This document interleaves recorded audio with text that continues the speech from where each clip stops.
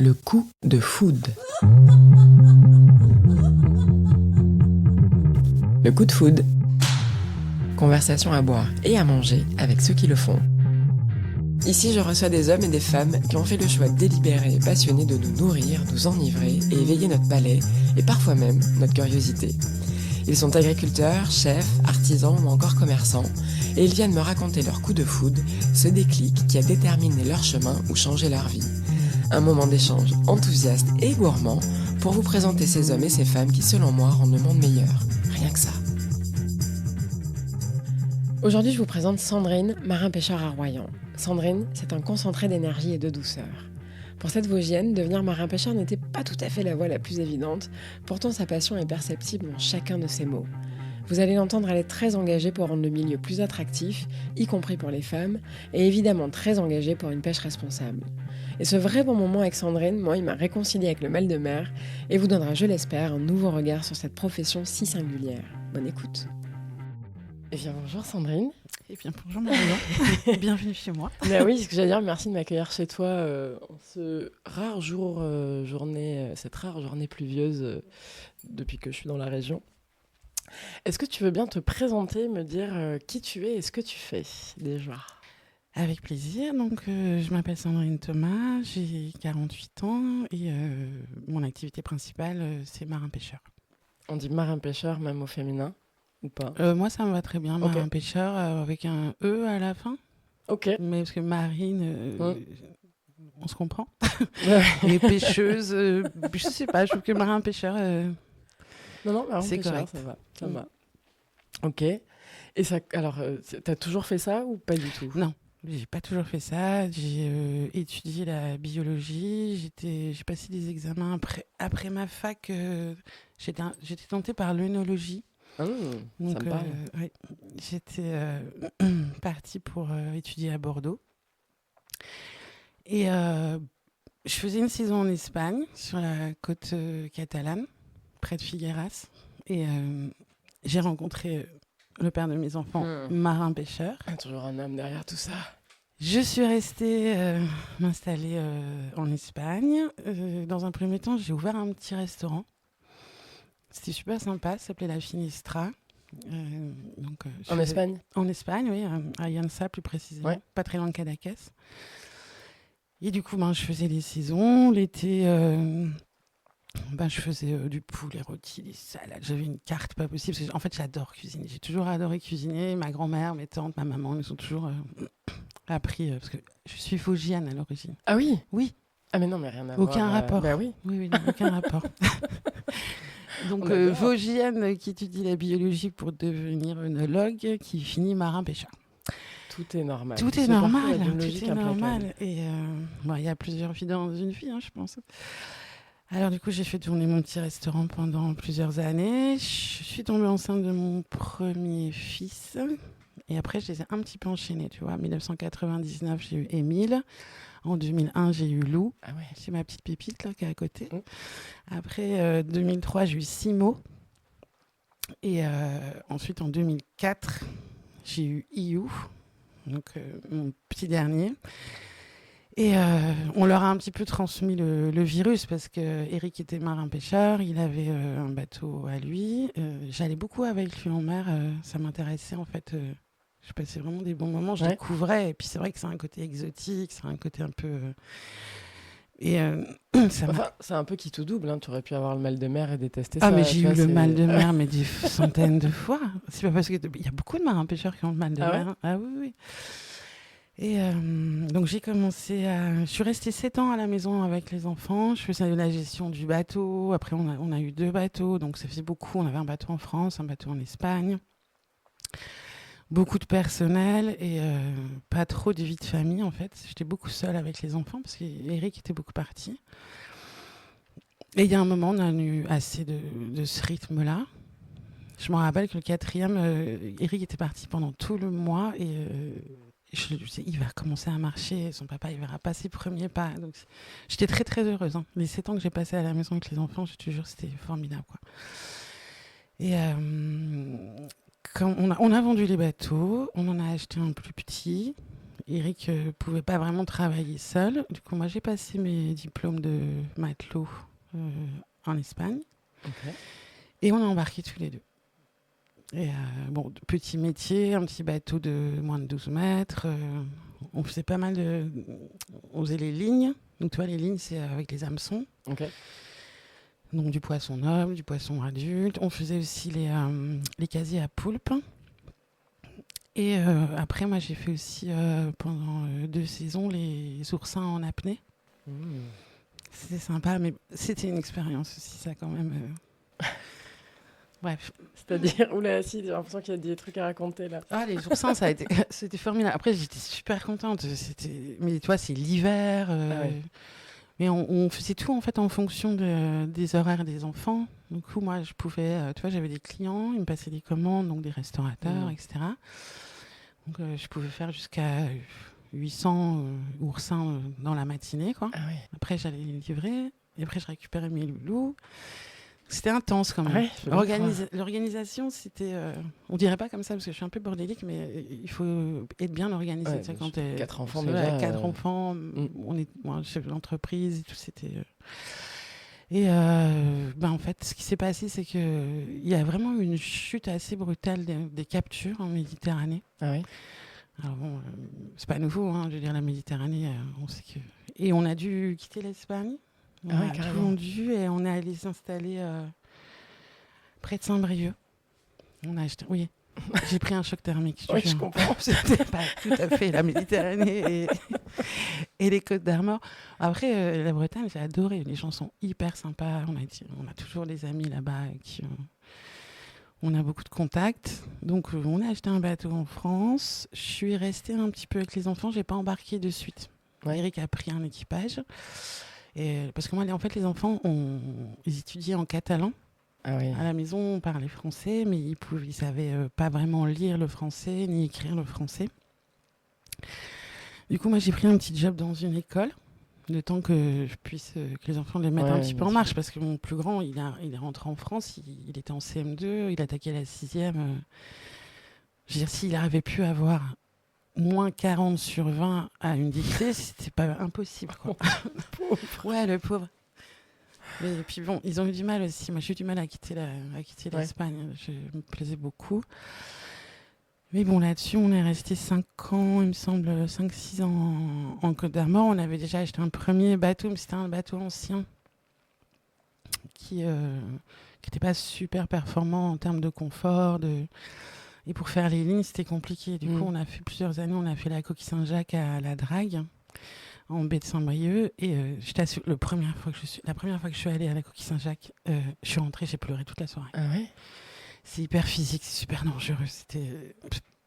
Après, tu vois, ça met de l'adrénaline. C'est un métier, il faut être super performant. Tu vois, on a 45 minutes pour faire un max, il ne faut pas se rater. Mais c'est extrêmement dangereux.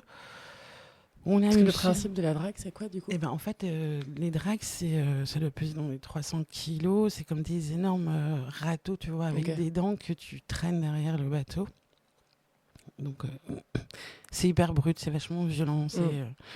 Puis bon, t'es rincé, quoi. Et, donc, on était obligés, en fait, parce que on est obligé de faire ça l'hiver. Financièrement, tu peux pas... Et ce bateau-là, le Shamrock, on pouvait pas faire vraiment autre chose que ce métier-là des dragues, que c'est un métier que moi, j'aime pas particulièrement. Autant j'aime beaucoup manger des coquilles Saint-Jacques, autant j'aime pas trop les pêcher comme ça. On a eu une super occasion, on a pu le vendre et acheter un petit catamaran en aluminium qui s'appelait le Goélo. Et là, par contre, on a pu faire d'autres métiers. Tu vois, on a pu réinstaller pour faire des lignes, donc on faisait des lignes à barre. Au lieu, on faisait du congre aussi. Ça se marie, c'est pas foufou le congre. Tu vois, c'est les gros poissons. Ouais, c'est pas mes poissons préférés. Et ensuite, on a fait aussi les casiers à sèche. Ça, j'aimais beaucoup. Et malheureusement, Eric a eu un accident assez grave à la Coquille Saint-Jacques. Il est passé par-dessus bord avec la drague au pied. Il a un peu échappé à la mort, on va dire. Il a une fracture ouverte de la cheville, donc il est resté longtemps. Il a eu 7 opérations consécutives. Ça, c'est des moments un peu durs. Du coup, moi, j'ai continué. J'ai embarqué du personnel. On a continué pendant qu'il était hospitalisé. Il s'est remis sur pied d'une façon impensable parce que vraiment, c'est pas le commun des mortels, je pense, qu'on aurait pu s'en sortir comme ça.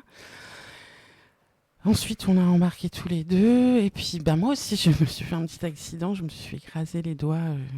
J'ai eu un peu chaud. Et ce jour-là, moi, j'étais super harnachée. J'avais un casque et tout. Vraiment, j'étais super protégée, quoi.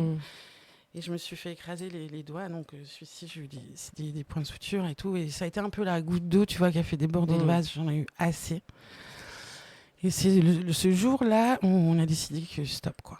C'était fini, on allait encore changer d'endroit. Bon, c'est vrai que les enfants, ils ont fait pas mal de toits. L'Espagne, la Bretagne. Après, on est descendu en Charente-Maritime, donc à Royan. Et ici, on peut vivre de notre métier de la ligne, en fait, toute l'année. Ok. On a acheté le dernier bateau, donc qu'on a aussi appelé Goélo.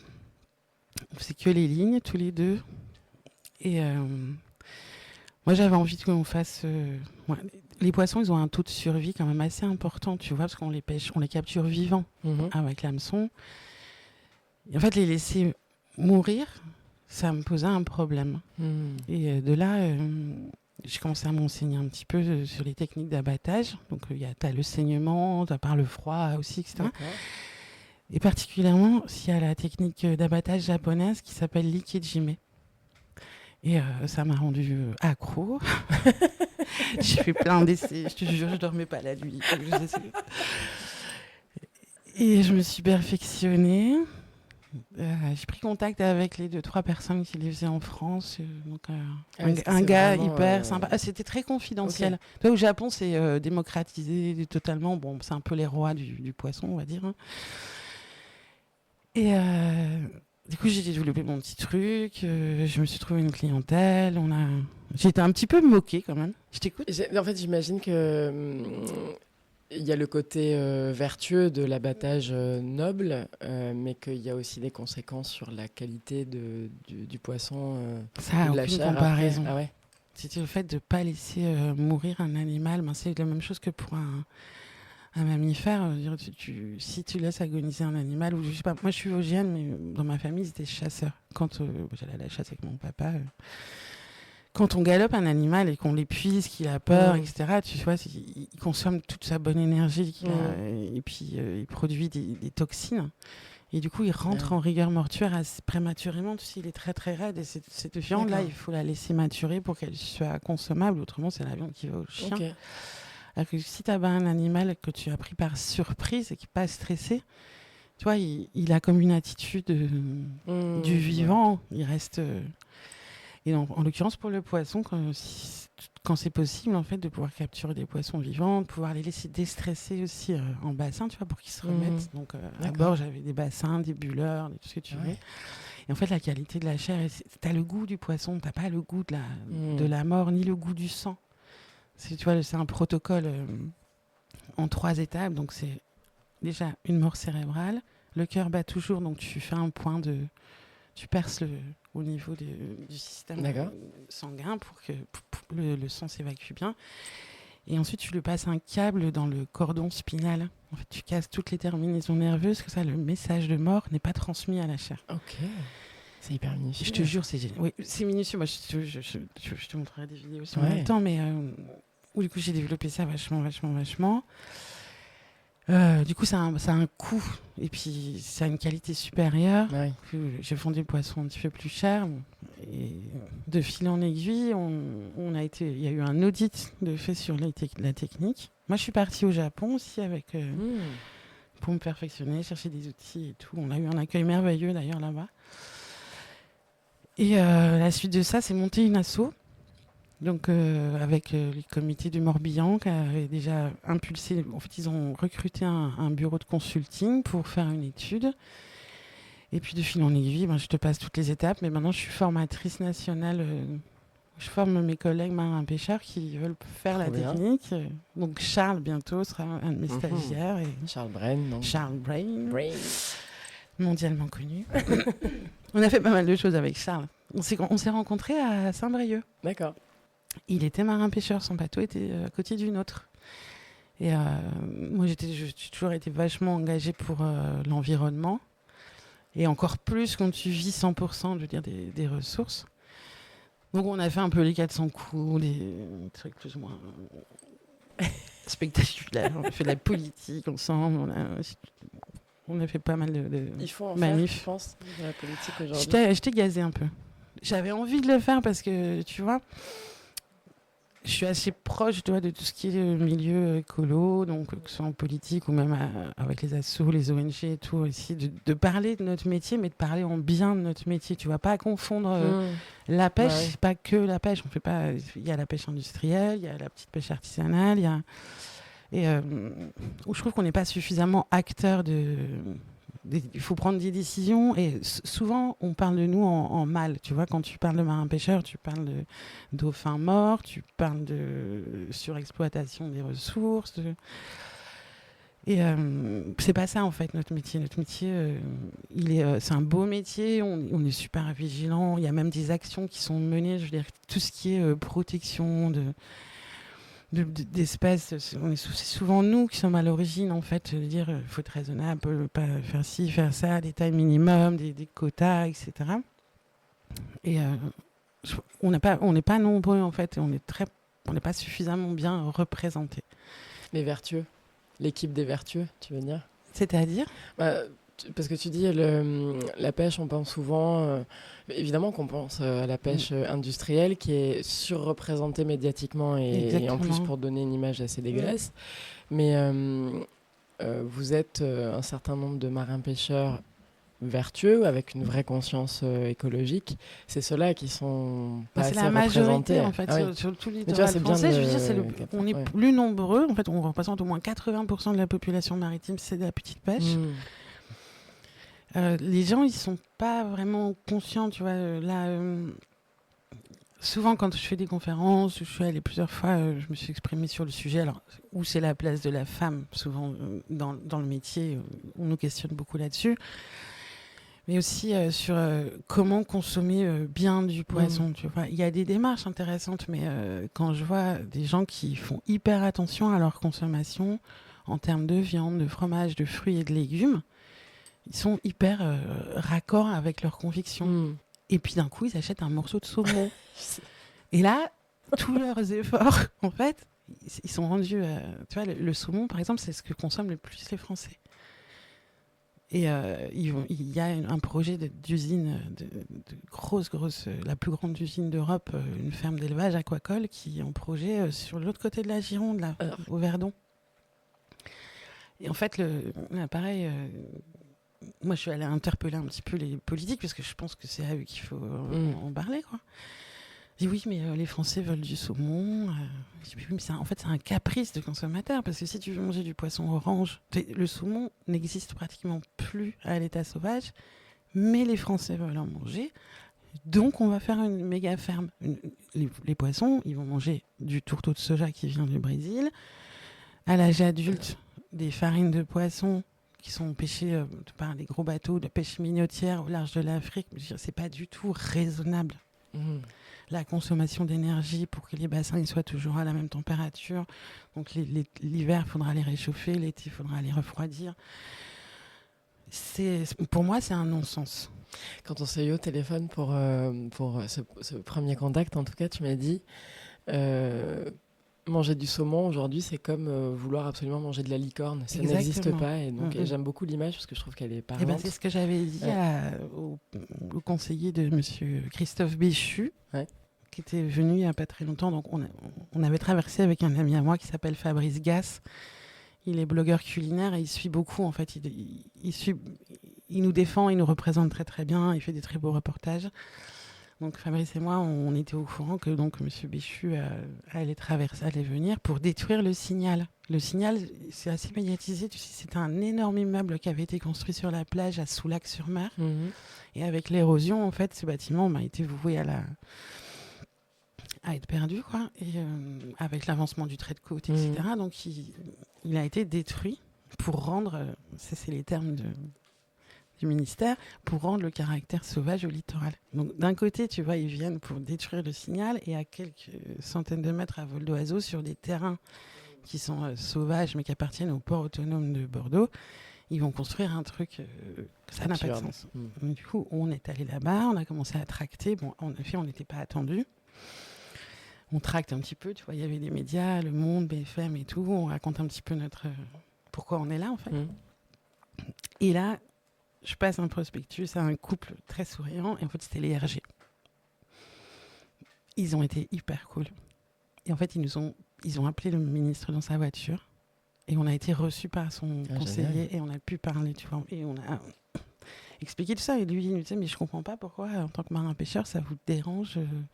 Mais il n'y a pas que en tant que marin-pêcheur, en fait, que ça me dérange. Oui, ça me dérange en tant que marin-pêcheur parce que installer une usine comme ça, sur un estuaire aussi fragile, où il y a l'anguille européenne, il y a l'esturgeon européen, et puis j'en passe encore plus, je trouve ça extrêmement dangereux. L'eau, elle va être pompée dans les nappes phréatiques, apparemment, c'est des eaux saumâtres qui ne sont pas propres à la consommation humaine, mais bon, sans aller trop dans les détails, j'imagine que c'est pas vraiment le moment de faire ce genre de choses.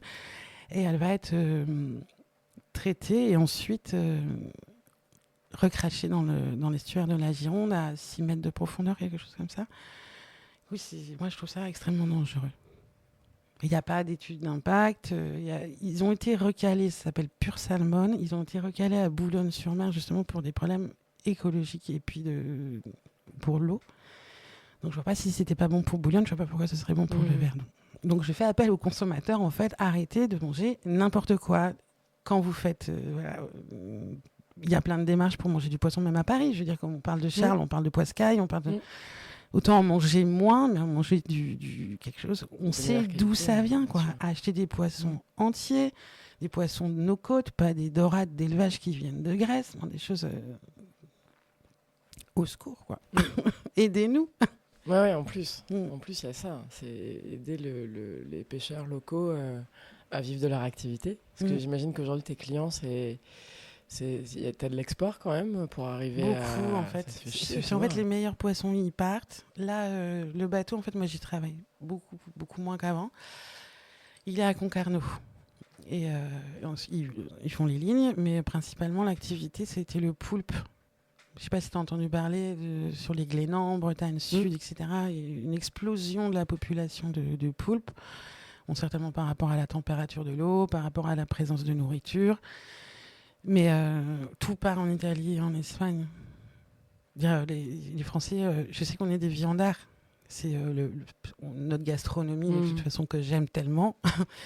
On n'a pas une culture vraiment de poisson. C'est fou, on a quand même mais on a des côtes. Voilà, ne serait-ce qu'en Nouvelle-Aquitaine, là, je ne sais plus combien de kilomètres de côtes et des ports comme tu as l'île à la Cotinière, tu vois.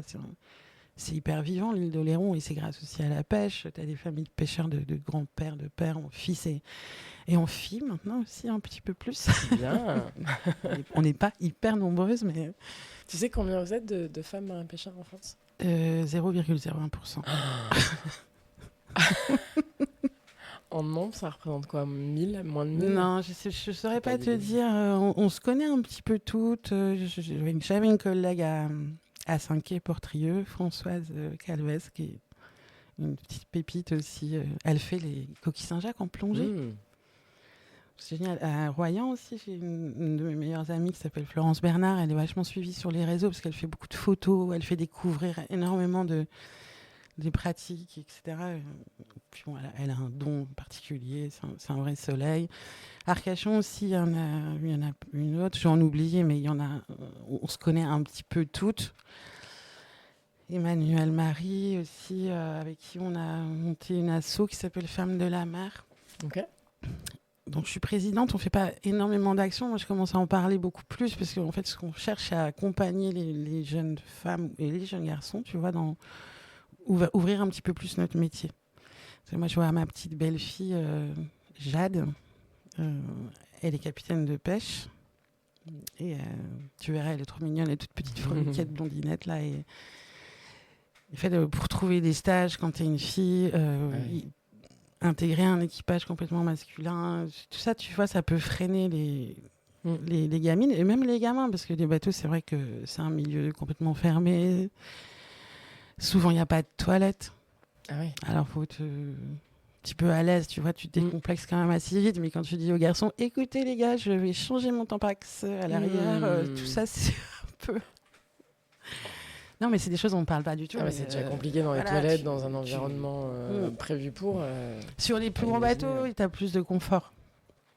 Mais sur les petits bateaux comme nous, de moins de 12 mètres, il n'y a pas beaucoup de bateaux qui sont assez bien équipés. Moi, je sais que le bateau, nous, on l'a fait, mais le plus confortable possible. Tu vois, un bateau couvert, c'est un bateau rapide, c'est un catamaran.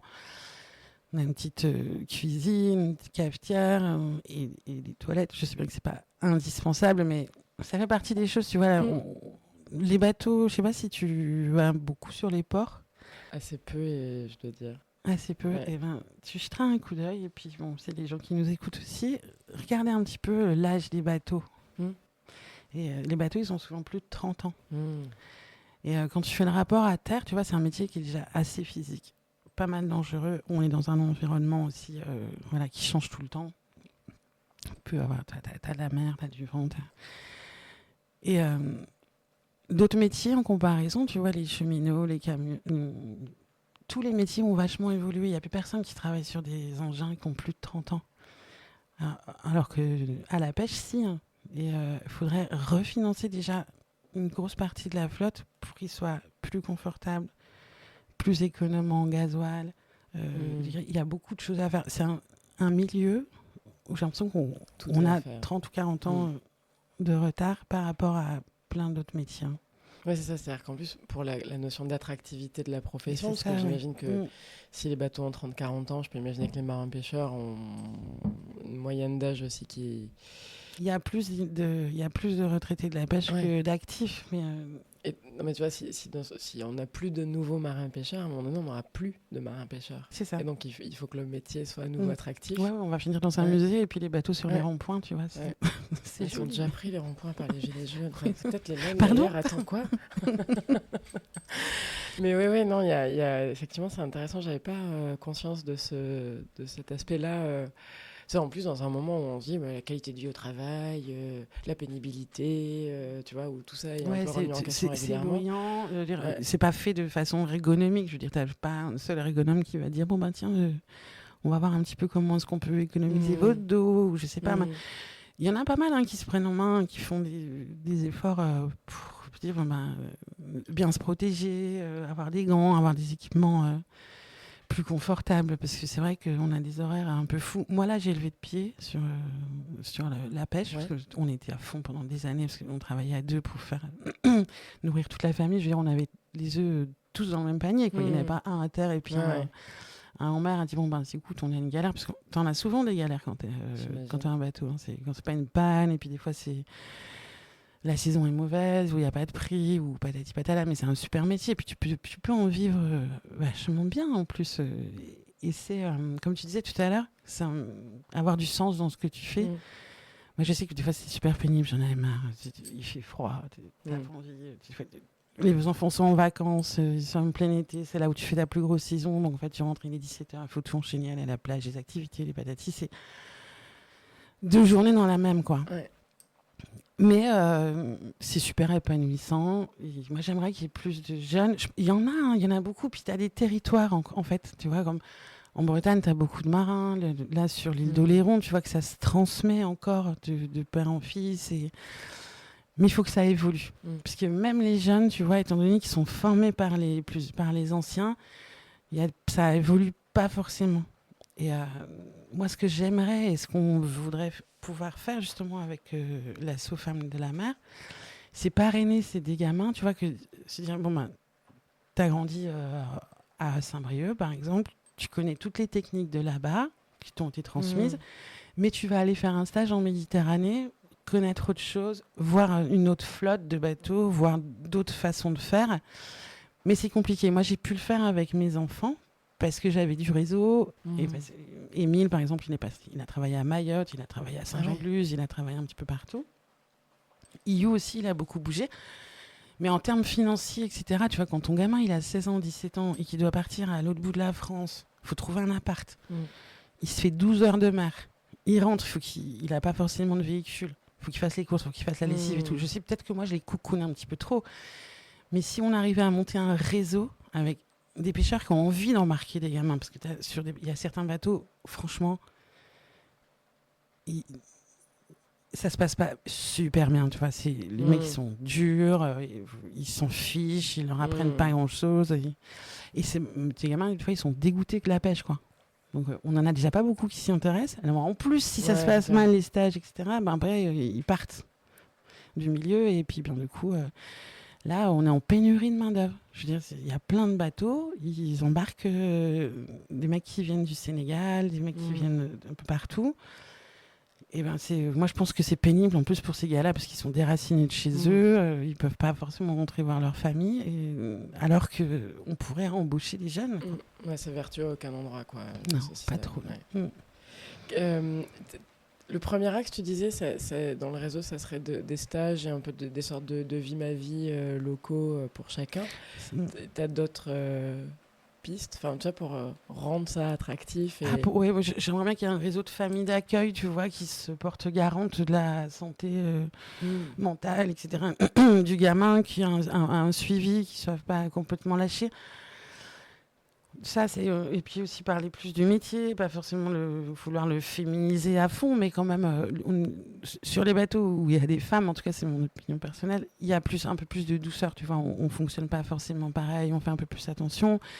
Et je pense qu'on est un peu plus formatrice et pédagogue que la majorité des gars. Après, moi, je sais que je suis allée sur des bateaux, les mecs ils sont super, là quand je vais faire les formations Ikejime, les gars, tu vois qu'ils ont l'amour du métier, qu'ils ont envie de transmettre. Alors, il faudrait vraiment pouvoir ajouter donc tous ces bateaux, tu vois, qui ont envie de transmettre, qui vont prendre du temps, parce qu'avoir un gamin à bord, c'est une responsabilité. Tu es dans le rush, tu es dans le taf et tout, il faut quand même prendre le temps de lui apprendre, il faut aussi le surveiller. Des fois, comme tu disais tout à l'heure, le mal de mer. Qui n'a pas eu le mal de mer? Bon, mis à part 2-3 Superman, mais moi, je sais que quand on arrive en Charente-Maritime, le premier hiver, j'ai vomi tous les jours. Tous les jours. Après, je me suis habituée. À l'Atlantique, c'est une mer plus longue, c'est différent, quoi. Mais je trouve ça extrêmement rassurant d'entendre ça. Tu sais, on a toujours le truc, même moi j'ai hyper le mal de mer, je peux pas mettre le pied sur un bateau. Je trouve ça hyper décomplexant de savoir que même les marins pêcheurs. Il y en a plein qui c'est des marins pêcheurs, plein. Ouais, sauf Eric, le papa de mes enfants, je crois qu'il a vomi une seule fois, mais bon, tu sais, mais lui c'est un super-héros, on a dit. Oui, c'est un super-héros. C'est sûr. Non, il adore. Il est vraiment. Autant de fois on a changé de pays, de région, de zone de pêche.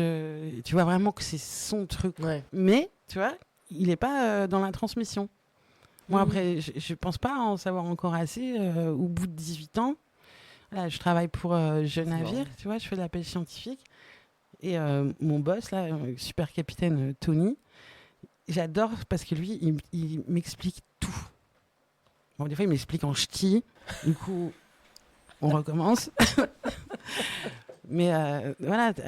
La pêche scientifique, c'est quoi exactement? Alors, c'est la flotte Jeune Navire, c'est la flotte océanographique française. Okay. Donc, tu as le Thalassa, tu as plein de bateaux sur tout le globe, en fait. Sur l'estuaire de la Gironde, tu as un petit navire, un catamaran de 15 mètres, il s'appelle l'Esturial. Et en fait, il est affrété par INRAE. Et l'INRAE, tu vois, c'est la recherche scientifique. Ok. Et on travaille sur 2 thèmes. Donc, l'esturgeon européen.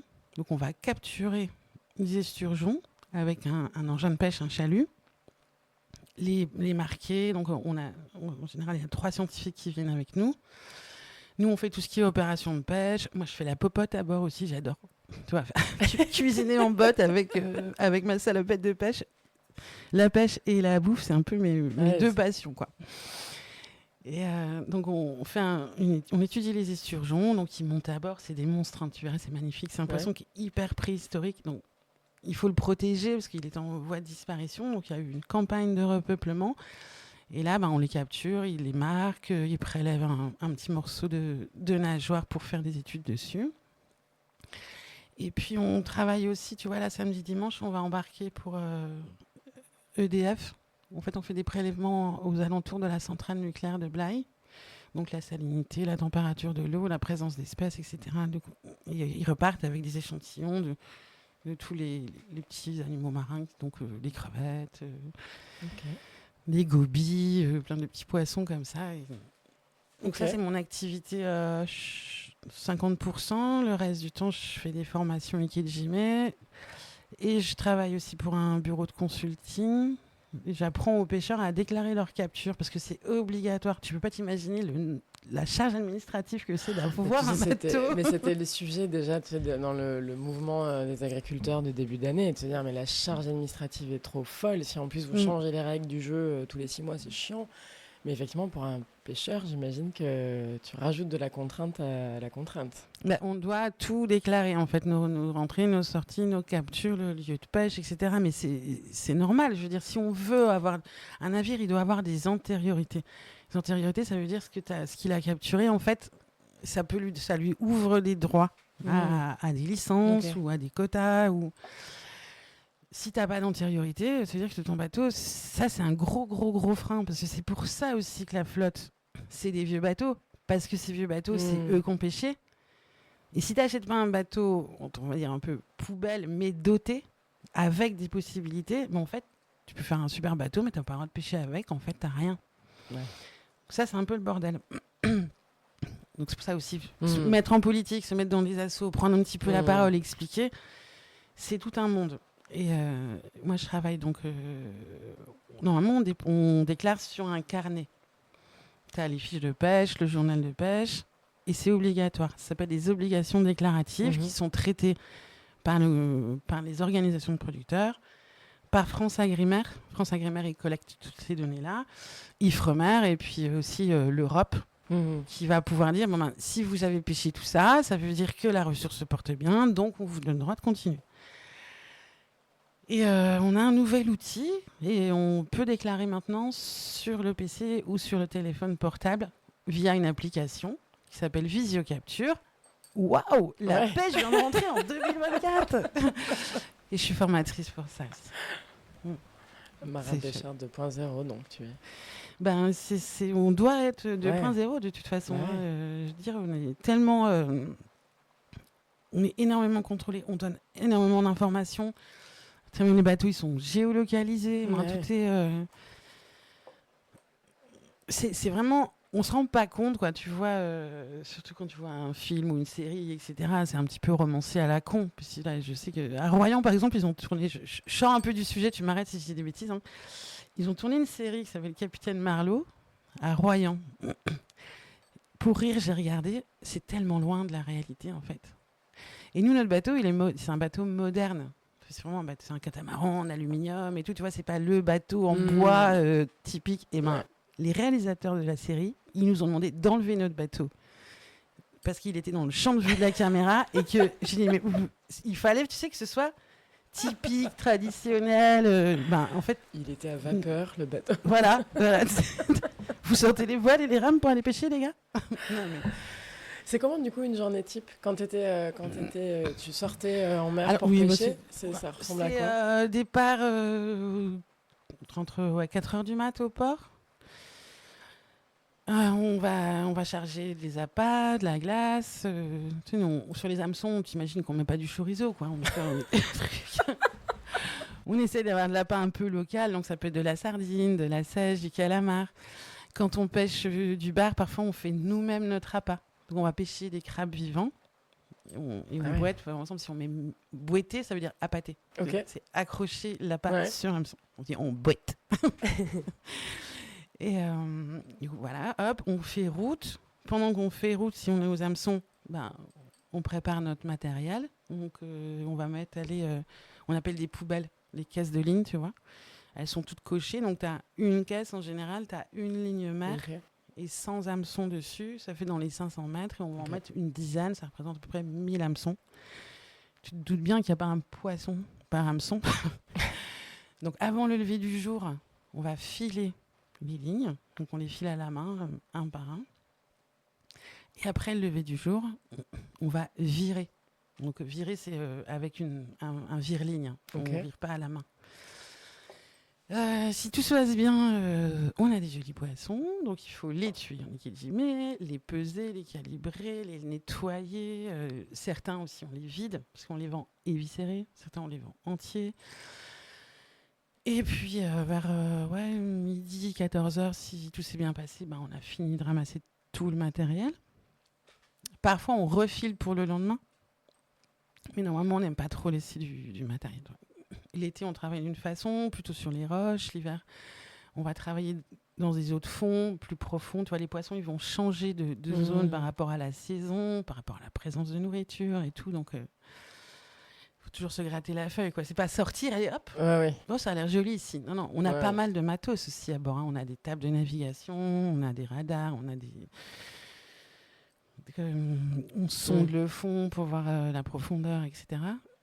Et si tout se passe bien, 15-16 heures, on est rentré au port, on débarque le poisson, on le met à la vente sous criée.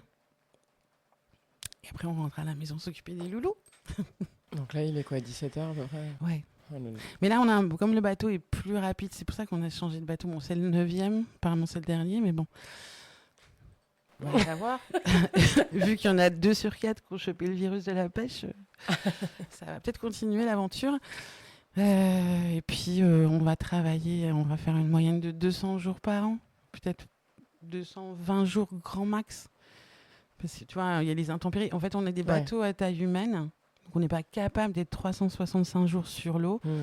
Donc, en termes de jours de travail, je pense qu'on travaille peut-être moins que quelqu'un qui est à terre, mais en heures, on est assez loin des 35 heures. Quand même. On est assez loin des 35 heures. Tu les fais en 2 jours, en fait, les 35 heures. Ouais, on dépend beaucoup de la météo. On dépend aussi, tu vois, s'il y a des appâts, s'il n'y a pas d'appâts, il y a des pannes. Du coup, tu sais toujours à quelle heure tu sors, mais tu sais jamais trop à quelle heure tu rentres. Ouais. Tu vois, ça peut être... Des fois, c'est des très, très, très longues journées. Oui, puis pareil, quand t'es malade, toi, t'es malade, quoi, hein, tant pis, voilà. Ah oui, non, mais on va travailler même si on est malade, en fait. Alors, tu vois, j'ai l'impression que c'est quand même un peu plus simple d'aller bosser avec 38,5 ou 39 derrière un bureau que sur un bateau à 2 degrés quand il pleut. Tu vois, dans le fait de se faire violence et l'énergie. Oui. Ça dépend du tempérament. Parce que moi, en fait, si tu me fous dans un bureau pendant 35 heures, je plains mes collègues et je pense pas que je fais la semaine, tu vois. Je suis un peu trop speed. Mais j'ai besoin que ça bouge, j'ai besoin que ça... Ouais. Puis c'est une adrénaline pas possible. Je veux dire, je sais pas si tu as déjà fait une sortie en mer ou si un jour tu auras l'occasion. Bah écoute. J'en mets parce que je croyais que j'avais le mal de mer, donc j'ai pas. On s'en fout pas du mal de mer. Tout le monde a vomi sur mon bateau. Oui, je viendrai vomir sur ton bateau. Et puis tu peux vomir partout sur un bateau en fait. Trop bien. Oui. Je viendrai vomir sur ton bateau. Sauf dans mes bottes, s'il te plaît. Tu regrettes ce choix que tu as fait il y a des années d'aller sur un bateau? Je me doute de la réponse, hein, mais qu'est-ce que tu ferais différemment si, Absolument pas. Qu'est-ce que je ferais différemment? Je crois que je ferais 2-3 enfants de plus parce qu'ils sont tellement merveilleux. J'ai adoré être enceinte, j'ai adoré allaiter. Et puis, j'ai vraiment une relation hyper privilégiée avec mes... J'entends dans ta façon d'en parler avant qu'on enregistre et dans ta façon de parler. Non, c'est vraiment des crèmes, je suis super fière d'eux. Je compte sur eux aussi pour tu vois, qu'il y ait des changements, un petit peu le monde d'après, parce que moi je suis pas à l'aise dans notre monde tel qu'il est, quoi, la surconsommation, en fait je crois que j'aime pas trop les gens, c'est que je suis mieux sur un bateau. J'aime beaucoup, mais les gens qui sont respectueux, tu vois, qui ont pas... J'aime les gens qui aiment manger, qui aiment cuisiner. J'aime pas les gens qui mangent des choses toutes prêtes, tu vois. Du hachis parmentier, saumon. Je vois bien, ouais. Non, moi je suis une grande... Là, je te dis, j'ai passé 2 mois à cuisiner pour mes enfants. Je me régale, quoi. Cet hiver, j'aimerais passer Comme je vais avoir un petit peu de temps devant moi, j'ai envie de passer une formation en cuisine. Ça, c'est la prochaine aventure, tu penses? Et en soudure aussi. Et oui, c'est normal. Rapport, non, c'est hyper logique, comme tout ce que tu me racontes depuis le début. J'ai l'impression que tu me prends pour une folle. Oui, mais j'adore. J'aime bien les doudingues. Soudure, ça alors? En fait, quand tu es sur un bateau, il faut savoir faire plein de choses. Du coup, moi, j'ai passé mes diplômes de capitaine. Donc, tu fais de la navigation, tu fais de la carte, tu fais de la météo, tu fais de la mécanique, tu fais de l'électricité. Faut savoir, quand tu es en mer et puis que tu as, boum, une panne, tu vois, il faut descendre dans le moteur et puis trouver. Donc, moi, j'aime bien faire de la méca, j'aime bien mettre les mains dedans. C'est moi qui faisais des vidanges à bord pendant assez longtemps. Et je me dis, tu vois, des fois, ne serait-ce que de savoir faire plus de choses. Tu vois, souder, tu peux faire des trucs de décor pas possible. Tu vois, ma maison, elle est un peu bizarre, mais c'est parce que moi, j'aime bien faire des meubles avec des trucs, avec des tourets. Très jolie cette table. Pas pratique pour enregistrer un podcast, mais elle est très bien. C'est vrai qu'au niveau de la stabilité. Non, puis c'est bien de pouvoir apprendre des nouvelles choses. Et voilà, ce truc qui m'intéresse, la soudure, la méca. Et là, tu disais la cuisine, ça pourrait être un projet d'avoir parce que tu m'as dit que tu as eu un resto. J'ai eu un resto. J'aurais plus envie d'avoir un resto. T'aurais plus envie? Non, j'avais pas forcément envie, tu vois, d'être dépendante des touristes, de la saison, des machins, etc. Puis je trouve que c'est plus fatigant, en fait. Je pense que la restauration, c'est plus fatigant que la pêche. C'est énormément d'heures, tu travailles quand tout le monde est en repos, les jours fériés, etc. J'en ai fait beaucoup de la restauration, parce que quand j'étais à l'université, je bossais dans les bars, etc. Et j'aurais plus envie. J'aurais plus envie, mais faire à manger, si. Et vu que ton envie de te former, c'est juste pour ton plaisir perso, c'est en fait. un peu pour mon plaisir perso. Et un peu aussi en me disant que pourquoi pas, de temps en temps, quand il y a des convoyages, tu sais, des voiliers qui partent, ils cherchent des matelots, mais qui soient aussi cuistots. Et j'avais pris contact avec un recruteur, et là, il me dit OK, vous m'envoyez votre CV maritime. Donc, mon CV maritime, c'est la pêche et les formations, et le militantisme écologique. Mais j'ai rien sur la cuisine, quoi. Et il me dit tu m'envoies un book. Alors, à quel moment est-ce que je prends en photo mes alliés ? Et puis, bon, au niveau de la présentation, je vais me jeter des fleurs, mais je cuisine méga bien. Je vais rester à midi. Je te jure. Mais par contre, tu vois, peut-être au niveau de la présentation et tout, il me manque... Je fais des trucs au pif, en plus. Donc, il faudrait que je sois un peu plus... Ma fille me l'a dit, elle m'a dit, maman, il faudrait que tu sois plus cadré, parce que ton côté un peu bohème, c'est sympa, mais... si t'es payé, peut-être que si je sers des gens qui sont un peu plus au niveau standing, peut-être qu'ils vont avoir plus d'exigences. Alors, je sais pas trop. Mais est-ce que tu aurais envie de bosser pour ces gens-là, justement? Un peu au standing, avec beaucoup d'exigences. Ils savent pas à qui ils ont affaire. Non, mais là, je fais à manger, tu vois, quand on est les scientifiques à bord, des fois on est 6, des fois on est 7. On fait méga gaffe, en plus on pèse nos poubelles, la liste de courses, on achète que des trucs vraiment... Ah ouais? Ah oui, on pèse les poubelles. On pèse les poubelles, ouais. Du recyclage et d'organique, etc. Et puis c'est consigné dans le livre de bord. Donc tu vois, on essaie de diminuer un maximum. Et j'aime bien cuisiner pour les gens, leur faire plaisir. Et puis cuisiner sur le bateau, là, c'est super agréable. Et apparemment, les gens, ça leur plaît ce que je leur fais à manger. Alors ça m'est venu comme ça. J'aime bien avoir des projets... Donc là, parce qu'il te reste encore... tu es jeune. Tellement, j'ai 48 ans. Là, c'est 56 ans la retraite de la pêche. Ah ouais? Ouais, mais moi, j'ai pas commencé tôt. Donc, je serais peut-être obligée de finir un peu plus tard.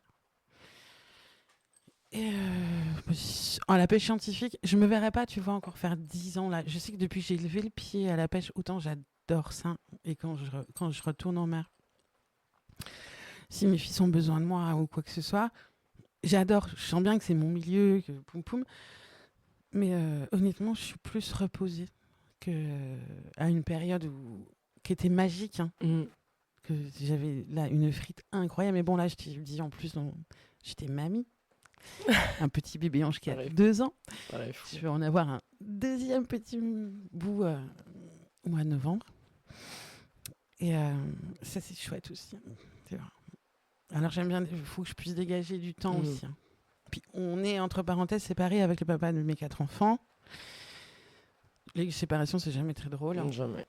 Alors, continue à travailler ensemble. Tu vois, moi, j'ai rebondi sur l'Ikejime, sur d'autres choses qui me plaisent. Du coup, lui, il exploite le bateau avec nos 2 fils. Et c'est super pour lui. C'est un privilège, en plus, de travailler avec ses enfants. Au début, c'était un peu des têtes à claques, mais bon, maintenant, j'ai pas aimé tout de suite travailler avec. Ouais, j'ai pas tout de suite apprécié travailler avec eux. Maman, on fait pas comme ça. Pardon. Ça fait 4 mois que tu as commencé. Ouais, au début, c'est un peu source de tension, mais j'ai vachement de patience. Puis bon, je leur pardonne tout, hein, forcément. Mais oui. Mais oui, comment faire autrement? Donc voilà, je crois qu'on a fait un peu le tour de... Si tu veux qu'on parle d'autre chose. Non, mais j'ai quelques questions rigolotes. Enfin, rigolotes, c'est des questions que j'aime bien poser. C'est si jamais tu avais demain 1 million d'euros, qu'est-ce que tu en ferais? J'achèterais une forêt Ça alors. avec un point d'eau, Ok. un grand lac ou quelque chose comme ça. Dessus, je construirais mon petit monde d'après pour moi et mes enfants, c'est-à-dire complètement en autonomie, dans une maison en U. Alors, j'aurais une aile à moi, une aile pour mes loulous, un style d'un dortoir. Et le centre, ce serait juste une très très grande pièce de vie. En fait, ce serait ma cuisine incroyable, avec des feux partout, des fours, J'adore. une dinguerie. Et rien au sol. J'aimerais que tout soit suspendu, tu vois, des chaises un peu comme des gouttes. Non, mais je l'ai déjà dans la tête. Hein. J'adore, je vois. Et que je n'ai jamais à passer l'aspirateur ni à récurer. J'aurais simplement, tu sais, un béton, style un béton ciré et une évacuation. Je n'aime pas faire le ménage, je trouve que c'est une perte de temps, mais j'aime que ce soit quand même relativement correct. Mais toi, je préfère faire plein d'autres choses que le sol, les vitres, et ça, ça me saoule. Et voilà, et j'aurais un toit végétal, certainement quelques animaux, parce que là, je suis un peu J'ai eu beaucoup, beaucoup d'animaux en parallèle. J'ai toujours eu un chien, j'ai des poules, des lapins géants, des moutons. J'ai toujours fait beaucoup mon potager. D'ailleurs, on aperçoit mes belles tomates depuis là. Et là, je voudrais vraiment être presque autonome. Et j'aimerais que ce soit une zone où on ne reçoit pas Internet. Tu vois, ce serait mon petit paradis.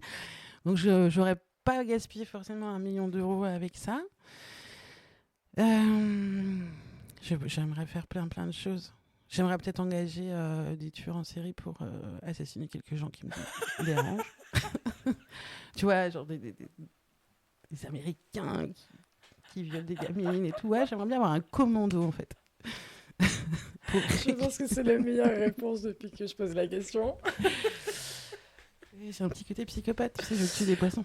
Tu sais, j'ai entendu récemment qu'il y avait un psychopathe sur 7. Donc, ah, on n'en a pas loin, alors. Bah, je viens d'en rencontrer. Ah donc, oui, je suis ravie. psychopathe. Bah, mais j'aime bien. Parce que toi, tu n'as jamais eu envie de te dire il faudrait pouvoir régler ses comptes de manière efficace. Ouais, si. J'en ai après, personne là en Non, particulier. on ne fera pas de nom, mais je vois bien le... Donc, ouais, bah, ça serait... Ils sont pas tous aux États-Unis, tu noteras ceux non, qui violent les non, petits enfants, qui violent les grosso gens. modo, c'est pas un pays que j'aime particulièrement, tu vois. J'adore voyager, j'ai adoré le Japon, même si j'aimerais pas forcément y vivre par rapport à la condition des femmes. Par contre, je les ai trouvés accueillants, beaucoup trop organisés, beaucoup trop ponctuels pour que je survive à ça. Mais la bouffe là-bas... En fait, j'ai mangé jour et nuit de la street food et tout, mais des choses incroyables, des dingueries. Des trucs que je voulais même pas savoir ce que c'était, et heureusement que je savais pas, parce que peut-être que j'aurais pas mangé. Donc ça, le Japon, c'était la nourriture et les toilettes. Ok. Ils ont des toilettes. Mais ça, dans ta maison, dans ta forêt au bord du lac, tu vois. Ah oui, j'aurais des toilettes non. Ah. Non, parce que je viens d'avoir une conversation très très importante avec mon fils aîné. Il m'a dit que mes petits-enfants se foutraient de ma gueule parce que je faisais pipi dans de l'eau propre. Ah oui. Donc, je suis obligée de renoncer à un luxe incroyable, c'est-à-dire des toilettes japonaises. Les toilettes japonaises, tu mets juste pas de l'eau potable. Ça peut être ou pas d'eau potable. Les toilettes sèches ne me font pas rêver. Mais... Ouais, l'eau de pluie, t'as raison. Mais vraiment, tu sais, le petit jet directionnel, la cuvette chauffante, la musique, mais c'est une expérience. Tu m'as quand même expliqué que sur un bateau, il n'y a pas de toilette, au luxe suprême du toilette avec les directionnels. Tu vois, ça a dû me manquer. Le luxe, c'est ta notion du luxe, en fait. J'adore. Non, on était partis des États-Unis. Ouais, c'est pas un pays qui m'attire beaucoup. Mais je suis allée à la COP 15 faire des conférences avec des pêcheurs artisans. à Montréal et j'ai adoré le Canada. J'ai aimé la chaleur des gens, le fait qu'ils n'ont pas peur de toi. Tu sais, souvent, je sais pas, tu étais parisienne, tu dois te rendre compte que les gens ils s'ignorent un petit peu et quand tu demandes quelque chose, je suis perdu ou je sais pas quoi, c'est tout de suite, on va se faire agresser. Il y a de l'avoir de la suspicion, ouais, c'est vrai. Ah oui, je suis arrivée au Canada. Ils sont confort, les gens, ils sont à l'aise, ils sont pas peur de. Il y a plein de mixité. En plus, j'étais au supermarché, mais j'étais complètement à la loose. Je trouvais rien du tout de ce que je voulais. En plus, je me baladais avec la délégation des Sud-Américains, comme je parle espagnol. Des gens incroyables, mais qui étaient très, très, très peu sortis de leur. De leur île, tu sais, vraiment des endroits au Costa Rica où, pour certains, ils n'avaient jamais pris l'avion. Alors, j'étais un peu la maîtresse d'école et puis j'ai coaché ma team là et ils me faisaient tellement rire. Ils étaient doux, ils étaient tendres. C'est plein de savoir en plus incroyable. Et avec cette petite troupe là, on n'avait pas beaucoup de temps parce qu'on enchaînait les conférences, etc. Parce que c'est une ONG qui nous avait permis d'assister en fait à la COP 15. Parce que c'est vrai que quand on parle de la mer et quand on parle de la pêche, on n'en parle pas avec les pêcheurs en fait. Tout le monde en parle, c'est les scientifiques du GIEC, tout le monde en parle, mais on ne demande pas notre avis, tu vois. Il y a pourtant, à la COP 15, c'est une super expérience, mais tu vois, le 30-30, c'est-à-dire 30% de protégés d'ici 2030, oui, mais comment Avec nous, sans nous, vous faites quoi de nous Ok, on peut protéger le littoral, des zones de protection fortes, plus ils veulent arrêter le chalut. On peut évoluer évidemment les techniques actuellement on a des engins de pêche qui sont quand même assez mis à part toute activité a un impact mais certaines activités ont plus d'impact mais on est interdépendants les uns des autres donc je sais que Bloom, j'ai beaucoup parlé avec Claire Nouvian, ils font partie, on parle aussi avec Sea Shepherd, tout le monde prend la parole pour nous, le beau Hugo Clément aussi, etc. Mais donnez-nous la parole, parce qu'en fait, oui, peut-être essayer d'arrêter le chalut, mais il y a des espèces qu'on ne peut pas capturer autrement qu'avec le chalut. Et si moi, j'ai pas de crabe vivant ou de sèche pour aller pêcher, je ne peux pas travailler mes hameçons, ou bien quoi ? J'achète du calamar géant au Chili. Il y a des trucs, on peut évoluer vers des techniques plus vertueuses, mais on peut pas... Ouais, c'est pas noir ou blanc, quoi. Non, c'est pas noir ou blanc. On peut faire des zones un petit peu... Il faudrait qu'il y ait est-ce qu'il y a vraiment une volonté politique, je veux dire, d'injecter de l'argent dans notre métier ? Ou bien la France et l'Europe, c'est ce qu'on craint beaucoup tous, ils préfèrent continuer avec la pêche industrielle qui, évidemment, elle va peut-être nourrir plus de monde, puis ils sont moins casse-couilles que nous. Il n'y a pas plus casse-couilles qu'un marin pêcheur, en fait. Quand il fait pas beau, tu vois les grèves qui on n'a pas une belle image. Je sais pas. Moi, je crois en l'avenir parce que mes fils ont repris l'activité. Mais on n'a plus trop le temps de se poser des questions. Il faudrait vraiment qu'on change, qu'on ait un discours cohérent, qu'on apporte des solutions, qu'on arrête d'être infantilisé complètement. Parce que ce soit les ONG, elles ont énormément de pouvoir médiatique. Amener un dauphin mort au Trocadéro pour que les petits Parisiens, en disant c'est la pêche qui fait ça, et ben moi je pète un câble, tu vois. Parce que moi je suis pas pêcheur de dauphins, par exemple. Dans le magazine Brut, je regarde beaucoup sur le front et tout machin, je regarde beaucoup de choses. Ça n'empêche qu'il faut quand même réfléchir parce qu'il y a toujours beaucoup de... C'est à charge complètement. Interviewer un soi-disant pêcheur flouté et la voix masquée et le gars dit tous les pêcheurs ont un morceau de dauphin dans leur congélateur. Je t'invite à ouvrir mon congélateur. Ça m'a fait péter un câble, tu vois. Parce que tout ça, c'est faux. Il y a des captures accidentelles, forcément, mais tout cet emballage médiatique, c'est que derrière le sujet dauphin, il y a des hommes et des femmes qui vivent de la pêche, que les pressions, donc c'est bien de fermer le golfe, etc. Mais comment on survit, il faut quand même se dire que le littoral, l'hiver, il vit aussi parce qu'il y a des ports. Un marin pêcheur embarqué, ça crée 4 emplois à terre. Ouais. Les criers, les poissonniers, les marailleurs, les mécaniciens, les électriciens, etc., etc. ça fait de la vie dans les villages aussi. Si tu as un coiffeur, une école, etc. Je veux dire, si on retire toute cette population, ok, le secteur de la pêche artisanale, ça représente à peu près, grosso modo, le secteur économique de la tomate. Donc, on n'est quand même pas hyper lourd. Mais toutes les activités qui tournent autour, le fait que, par exemple, je sais pas moi, sur l'île d'Oléron, tu retires le port de pêche à la Cotinière, il n'y a plus de vie. Il n'y a plus de vie. Puis bon, il y a un marché, c'est de la protéine animale, du poisson local, qui est vraiment pêché de façon raisonnable. Parce que dire que les crevettes d'export, le cabillaud, qui a un stock quand même fragile, le faux saumon, moi, le mutant, la orange, il manque plus que, comme disait, de la licorne, quoi. Et qu'est-ce qu'ils mangent les Français aussi? Du surimi. J'ai honte, mais moi, j'adore tu sais, ce truc. Ils doivent mettre un truc de fou dedans. Je n'en mange pas. Hein. Si j'en ai envie, j'en fais. Avec du paprika, de la chair de son. Mais ça doit, tu sais, ils doivent mettre un truc du glutamate artificiel, ce qui rend un petit peu fou.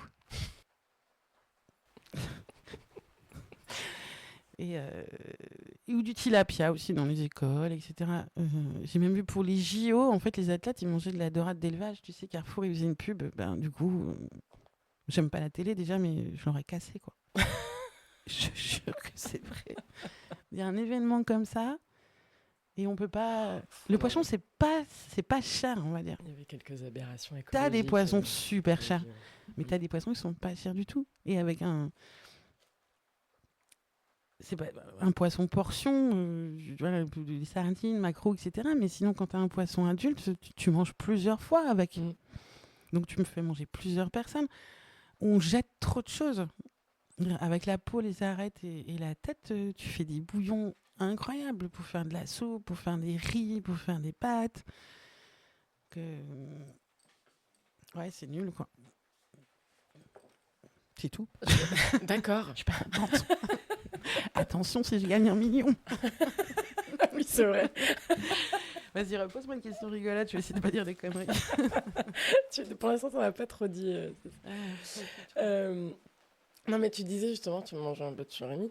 C'est quoi le truc un peu honteux que tu manges, que tu peux pas t'empêcher de manger quand même? Le truc honteux que je peux pas m'empêcher de manger? Ouais. Ou de boire d'ailleurs. Je peux pas vivre sans fromage. C'est pas si honteux. Ça. Mais c'est pas du tout honteux. Sauf si tu mixes du Babybel. J'adore le chocolat et le café. Je sais que c'est pas très très bien parce que le café il pousse pas dans mon jardin et le chocolat non plus. Plus honteux que ça encore, tu veux, c'est ça? Tu vois, typiquement, tu m'aurais... Alors, tout le monde a cette question et je t'assure que j'ai eu des discours très engagés sur il faut ouvrir les supermarchés, creuser dans les parkings pour refaire des potagers urbains. Et on m'a répondu McDo. Un truc honteux, tu vois. Je déteste le McDo. Mes enfants n'aiment pas ça non plus. Et je crois que c'est les seuls enfants qui étaient vraiment privés de... De toute façon, les rares fois où on s'arrêtait au McDo, c'est parce que vraiment on était sur la route, à la bourre, etc. Moi, j'ai l'impression de rien manger, en fait. Et mes gamins, je disais manger tant que c'est chaud, parce que c'est déjà mauvais quand c'est chaud, mais alors quand c'est froid, je te dis même pas. Et ça n'a jamais été mon kiff. Non, mais ton petit péché mignon. J'aimerais un petit péché mignon, un petit truc, tu sais, où tu dis, c'est pas ouf, mais bon. Ouais, c'est pas ouf, j'adore le Canada Dry. Et voilà. Ouais, c'est pas ouf, c'est du plastique, alors que j'aime pas acheter des bouteilles en plastique. Du plastique, du c'est sucre. Du soda, du sucre, etc. Mais ça a un petit côté mon enfance. Ouais, c'est régressif. Et j'aime le Canada Dry. Voilà. Ok. Oh, mais réponse validée, parfait. Réponse validée. Réponse validée. Je te remercie de ton honnêteté. Il n'y a pas de souci. Est-ce que, à part arrêter de manger du saumon et arrêter de penser que les marins pêcheurs sont des gros méchants, et parce que la plupart sont des chouettes gars et des chouettes nanas. C'est des bons gars, ouais. Est-ce que tu as un autre mot pour finir que tu aimerais lancer? Oui, qui conviennent à notre rencontre un petit peu, parce que je vois comme ça fourmille sur les ports, on nous trouve super exotiques, un petit peu... que les gens ils viennent nous parler, quoi. Ils sont sur un port ou qui se posent la question, par exemple, quand ils sont dans une poissonnerie ou dans un restaurant, qui demandent ça vient d'où? Est-ce que vous savez qui l'a pêché? Ça vient un petit peu tout doucement. Tu as des restaurateurs qui mettent des photos de bateaux, qui sont contents en plus d'être en partenariat. Soyez curieux, les gars. Arrêter se piquer, arrêter... Arrêter la grande distribution. Arrêter déjà, un peu la grande distribution. Après, je sais que moi aussi, j'aime bien un petit morceau de thon en boîte. Tu sais, c'est toujours... Mais je le fais plus, tu vois. Si j'ai la chance d'aller pouvoir pêcher du thon, là, tu vois, j'en ai mis à l'huile et tout, du thon en ikiji. Mais ouais, les gars, soyez curieux et changez un petit peu vos habitudes. Dites-vous que ça, dans l'assiette, que ça commence, en fait. Tout commence dans l'assiette, je dirais. Le bien-être, la santé, l'écologie, le budget. Ça coûte moins cher de bien manger que de bouffer de la merde. Parce que quand tu as acheté du préparé, ben, tu as le papier, le carton, le plastique, trop de sel, trop de gras, trop de ci. Les incidences sur la santé à long terme. Exactement. Bon, moi, je suis pas un exemple formidable parce que je suis fumeuse, par exemple. Mais tu vois, là-dessus, pour moi, la bouffe, c'est sacré. Et les gens qui nous nourrissent, donc les marins-pêcheurs, les agriculteurs, les gens qui... ils ont besoin de cette reconnaissance un petit peu, tu sais quoi, faire plaisir, voir que tu vois, là tu m'interviews, super, merci, en fait, on va mettre un petit peu de lumière sur notre activité. Si on a des chefs, souvent, tu sais, ils s'emballent, les chefs, ils connaissent pas trop notre métier, ils disent, il faut plus manger ci, il faut plus manger ça, languille ou patati, tu vois, ils prennent des décisions, ils se rendent pas compte de ce qu'il y a derrière, donc renseignez-vous, déjà, venez nous parler ou invitez-nous. Et puis comme ça, on vous expliquera un petit peu comment, voilà, tu veux dire, la sole, c'est cher, mais ça peut être remplacé par des autres poissons plats. Soyez curieux, allez à la poissonnerie et le poisson qui est entier, que vous connaissez pas, vous savez qu'il a été pêché en France, achetez ça pour voir, au moins une fois. Mais tu sais, je crois que les chefs, pour en avoir quelques-uns maintenant dans mon réseau, ceux qui sont les plus engagés, ils ont déjà cette démarche-là d'aller... Enfin, tu vois, ils sont capables de se dire qui est le pêcheur, qui est le maraîcher, et qui est le vigneron. Il faudrait que ça soit plus dans les mœurs aussi du commun des mortels. Ouais. Tu vois, les chefs, nous, on est beaucoup suivis, par exemple, par Niki Jimé, vu que c'est une démarche quand même assez qui va anoblir le poisson, donc en termes de qualité, mais aussi en termes de rentabilité. On a présenté la démarche au Crillon à Paris avec Boris Campanella. Il est génial. Il est super, ce mec. On s'est revu là il n'y a pas très longtemps au Mascaret, parce que le Mascaret est partenaire aussi de la démarche. Et il aime ses produits, il les choisit. Et ne serait-ce qu'une vieille, tu sais ce que c'est une vieille, c'est un poisson. Et oui, il y a un poisson qui s'appelle vieille. Il y a plein de poissons. Donc soyez méga curieux. On en mange pas beaucoup, mais on le choisit bien et on fait attention. Particulièrement, les gens s'y achètent des poissons entiers, au moins ils savent ce qu'ils mangent. Parce que tu sais, quand il est enfilé déjà sous vide, c'est qu'à mon avis, il est plus très frais, mais il est froid. C'est ça le truc. Non, c'est intéressant d'avoir cette curiosité-là. Après, tu sais, c'est toujours la question de comment je cuisine du poisson, comment je le prépare. Est-ce que c'est, tu vois, pour les gens qui n'ont déjà pas l'habitude de cuisiner. Alors, la meilleure recette de poisson, c'est du bon poisson que tu cuis pas trop, juste comme il faut, pas trop fort, tu vois, une cuisson douce, avec un petit peu de sel et de l'huile d'olive. Et ça, c'est du bon poisson. À la poêle, au four. À la poêle, au four. Moi, je fais plein de poissons. Tu peux faire des burgers. Par exemple, tu te fais un petit poisson pané maison avec une petite béarnaise. Mais sinon, la meilleure recette du poisson, en fait, pour avoir le goût du poisson, en France, on cache le goût du poisson. En fait. On va mettre de la crème, du citron, de l'échalote, de l'estragon, de l'aneth, tout ce que tu veux. Alors qu'en fait, pour apprécier une viande ou de la chair comme ça, en fait, il faut la manger le plus simplement possible. Donc, pas trop cuit. Si tu as un petit pavé, par exemple, de merlan, c'est super bon, c'est pas très cher, tu n'es pas obligé de le cuire, tu cuis pas beaucoup. Si tu le fais entier, comme tu dis, tu le fais au four. Éviter la croûte au sel, le machin. Tu perds tout l'intérêt, en fait, gustatif du poisson. Si tu as envie d'une petite sauce, ok, mais tu la fais à côté pour apprécier la texture, le goût, la mâche du poisson. Très clair. Voilà ma recette. Merci pas pour cette petite minute de cuisine. Je t'en prie. Tu veux un dernier mot ou... Non, je peux t'interviewer maintenant, moi. C'était simple. Non, c'était Si très tu sympa. veux. Non. C'était une question. Mais en tout cas, Un Ça dernier me- mot. si on n'a pas, il Je y en a crois pas, qu'on hein. a fait pas mal le tour de Ouais. la question, puis j'ai pas envie de saouler trop les gens, je sais pas. Mais tu sais, ils Faites mettent l'amour, pause. mangez des bonnes choses. Si quelqu'un peut me vendre une forêt avec un lac. Avec un lac et pas de sol. Donc. Oui, pas de sol. Mais je l'ai dans ma tête, cette petite maison. T'imagines un petit peu, Et t'as une région de prédilection, du coup, pour ta forêt? Ouais, moi j'adore l'est de la France, mais je suis un peu trop loin de la mer, donc comme je suis un peu coincée en Charente-Maritime. C'est une jolie région, mais j'ai eu un peu de mal à m'habituer un peu à la froideur des gens ici. C'est pas tout le monde, mais de manière générale, je dirais la Bretagne, je sais que les gens sont super accueillants dans les commerces et tout. Ici, j'ai eu un petit peu plus de mal à rencontrer des gens, à me faire des amis et tout. Mais je suis un peu obligée de rester. Souviens-toi que t'as 1 million d'euros, que tu fais bien ce que tu veux. Hein. Ah oui, Oui. c'est vrai, j'ai Ouais. mon million. Ouais. Là. Alors, je remonterai plus dans le nord. Parce que j'aime bien. Plutôt Bretagne. Peut-être encore un petit peu plus haut. Certainement pas très loin de la mer.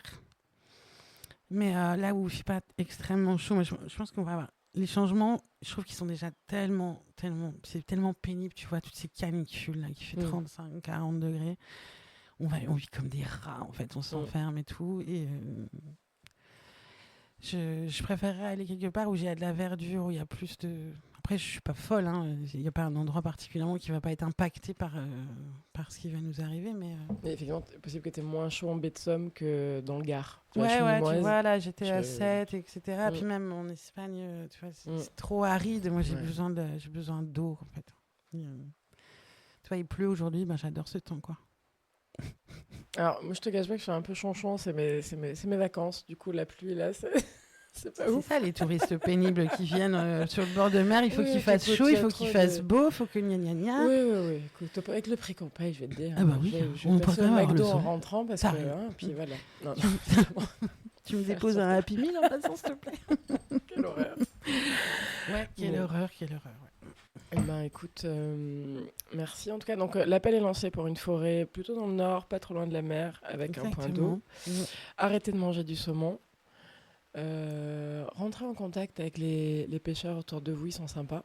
Ils sont un peu bourrus parfois, mais ils sont quand même au fond très sympas. Oui, ils sont très sympas. Et s'il y a des jeunes femmes ou des femmes qui ont envie d'aller mettre les pieds sur Ah un ouais, non, bateau, mais carrément, quoi. go, quoi. Carrément, c'est un métier. En plus, on avait fait un sondage avec l'asso de Charles, tu sais, Pleine Mer. Mm. Ils avaient lancé un sondage et en fait, tu as la majorité des patrons qui disaient mais moi, oui, une femme à bord, il n'y a pas de souci, quoi. Tu vas pas te faire recaler. Bon, des fois, si. Je veux dire, moi, les premières fois, quand je suis arrivée, je suis en botte, je suis en salopette jaune. Il y en a pas mal quand même qui se demandent mais qu'est-ce qu'elle fait là, quoi. Mais la majorité, ils te regardent. Ils sont même de l'admiration, tu vois. Ils connaissent quand même la difficulté du métier. Et ils se disent, ben dis donc... Elle a des couilles, celle-là. les couilles, c'est la loulou. Et ils ont du respect. Et puis de toute façon, quand tu es sur un bateau, t'es pas un homme, t'es pas une femme. Tu es au travail, on est tous déguisés pareil. C'est pas... On est sur le même bateau. Moi, je suis pas... Tu vois, souvent, c'est... Oh, une femme marin pêcheur, c'est génial et tout. Et tu vas faire l'espèce de sandwich au thon, là. Tu vois ce que je veux dire avec... Je défends pas le fait que je suis une femme marin pêcheur, tu vois. Je trouve pas que ce soit hyper pertinent. Oui, il n'y a pas besoin d'avoir un comme étendard. discours. Mais c'est là, ça existe en tout cas. Au même titre qu'un homme, au même titre que. Exactement. Je veux dire, c'est un profession. métier et c'est un métier que tout le monde est capable de le faire. Il faut pas forcément avoir une extrême force physique parce que quand tu t'arranges à la Coquille Saint-Jacques, les sacs, moi, s'ils faisaient 60 kilos, ben non, moi, je faisais des sacs de 30 kilos, c'est tout. Donc, j'avais plus de petits sacs et puis comme ça, je portais la même quantité qu'eux, mais en fait, en différentes fois. Donc, si on manque un petit peu de cette force-là, on peut pallier. Il y a des palans, des grues, je pense que tout le monde, en fait, il faut avoir... juste envie, la passion et tout, comme tous les métiers, en fait. Et puis, tu peux vomir. T'as le droit. Je propose qu'on termine là-dessus. On va finir là-dessus. vous avez le droit de vomir sur les bateaux. Mais c'est dommage parce qu'en termes de sécurité, en fait, on a du mal à faire découvrir notre métier parce qu'on ne peut pas embarquer N'importe quoi. Certains bateaux, ils ont le permis, tu vois. Tu peux être navire à passagers, avoir le droit de faire de la découverte, ou tu as des pêches... tu as des sorties en mer aussi avec des guides de pêche, etc. Mais t'es pas dans le jus, en fait, de ce qui est le bateau toute l'année. Tu vas faire une sortie. Moi, j'ai souvent emmené mes enfants, ma maman, des amis, des machins. Parce que ma maman est adorable, mais c'est un peu son truc, tu vois. Si venez en Charente-Maritime, vous pourrez sortir en mer et tout. Elle vend le séjour compris avec croisière incluse. Des fois, c'est chiant. Comment ça? Nous avons Monique et Jean-Luc. Mais au moins, tu vois, ça leur ouvre les yeux sur le métier, parce que c'est pareil, tu vois, le fait de critiquer à fond les pêcheurs, mais de pas rechigner à manger du poisson, ça veut dire que eux, les gens, ils ont un peu l'étape intermédiaire entre la pêche et ton assiette. Oui, il y a un pêcheur. Il y a un pêcheur et on tue des animaux et heureusement quand même qu'on est là, parce qu'on va pas tous pouvoir manger du soja et des carottes. J'ai rien contre... voilà. Moi, j'ai beaucoup de... Ma fille est devenue végétarienne par un temps parce que tout ce qu'elles étaient bombardées, tu sais, d'images terribles. Moi, je mange très très peu de viande et de poisson, mais on mange que des trucs, on sait exactement d'où ça vient. Et je trouve que c'est tellement malsain, le fait qu'on élève mal les animaux, on fait des choses tellement mal que forcément... On a plus envie, les jeunes, ils ont plus envie de ça, et le fait qu'ils deviennent véganes ou végétariens, mais c'est tout à fait compréhensif. Mais moi, à mon niveau, je me dis, mon système digestif, ma dentition, je veux dire, d'être humain, on est omnivore, on n'est pas vegan ou végétarien. On peut l'être par conviction, etc. Mais si on consomme intelligemment, je veux dire, on va réussir à vraiment pouvoir continuer à avoir une alimentation correcte, normale, abondante et respectueuse. J'ai eu beaucoup de conversations avec les équipes de Sea Shepherd. Je parle beaucoup avec Lamia aussi. Je trouve que ils sont tous véganes à bord, et quand ils font la chasse à des bateaux, ils ont beaucoup d'influence sur le public. Mais il y a pas mal de choses qu'ils méconnaissent aussi. Et il y a une méfiance, mais un truc de fou, entre les pêcheurs et les ONG. Mais c'est le dialogue, il est... Donc là, j'espère que ça se rétablit un tout petit peu, parce qu'ils ne peuvent pas continuer à nous traiter comme ça, à maltraiter notre métier, à parler mal de nous, sans en fait avoir de connaissances. Ouais, c'est ça, c'est que la clé, c'est cette pédagogie il faudrait aller dans les écoles, il faudrait pouvoir, tu vois, ça, je crois qu'à pleine mer, ils font des trucs comme ça. Parler de notre métier de façon positive, donner envie. Il y a encore vachement de poissons sur la planche, ma chère. C'était mon petit grain de sel. Mais je l'aime beaucoup. Ok. Ouais. C'est fini alors. Eh ben, on va pouvoir reboire un petit café. On va pouvoir reboire un petit café. Nickel. Merci beaucoup, Sandrine. Je t'en prie, Marion. Enchantée. Oui. À bientôt. Oui. Si vous avez aimé cet épisode, partagez-le à tous vos proches qui ont le pied marin, ainsi qu'à tous ceux qui ont le mal de mer. Et puis, allez saluer les pêcheurs quand vous les croisez. Ça fera toujours plaisir. Si vous n'avez pas aimé, partagez-le à vos amis qui mangent trop de saumon, vous ferez une bonne action. Dans tous les cas, pensez à vous abonner à la newsletter ou me suivre sur Insta pour ne louper aucune sortie. Et puis, on va pas se mentir, ça fait du bien à l'algorithme et ça m'aide à être référencé. Moi, je vous retrouve dans 15 jours pour un nouvel épisode. D'ici là, portez-vous bien et mangez sain.